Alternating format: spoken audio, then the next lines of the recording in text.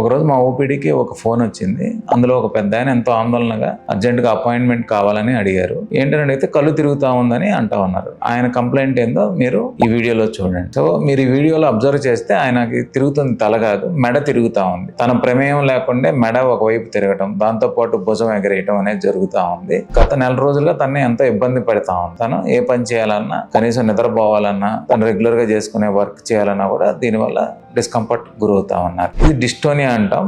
Dystonia అంటే మన ప్రమేయం లేకుండానే కండరాలు వ్యాకోచం చెందటం, దానివల్ల చెయ్యి గాని, కాలు గాని, మెడ భాగం గాని, తల భాగం గాని ఒకవైపు ట్విస్ట్ అయిపోవటం, కొంతమందికి రిపీటెడ్ గా అటు ఇటు ఊగటం అనేది జరుగుతూ ఉంటది. ఇనీషియల్ గా మనం మందులతో దీన్ని కంట్రోల్ చేయడానికి ప్రయత్నం చేయవచ్చు. కానీ 90% మంది ఎటువంటి మందులు ఇచ్చినా సరే పెద్దగా రెస్పాండ్ అవ్వరు. వీళ్ళకి ఐడియల్ చాయిస్ మనకి బోట్లినం ఇంజెక్షన్ ద్వారా వాళ్ళకున్న కండరాలను బ్లాక్ చేసి వాళ్ళకున్న ఈ రుగ్మతను మనం చాలా మటుకు తగ్గించి ఇదివరకు లానే వాళ్ళ పని వాళ్ళు చేసుకునేటట్టు మనం చేయొచ్చు. ఈ డిస్టోనియా అనేది ఒక sub category of movement disorders.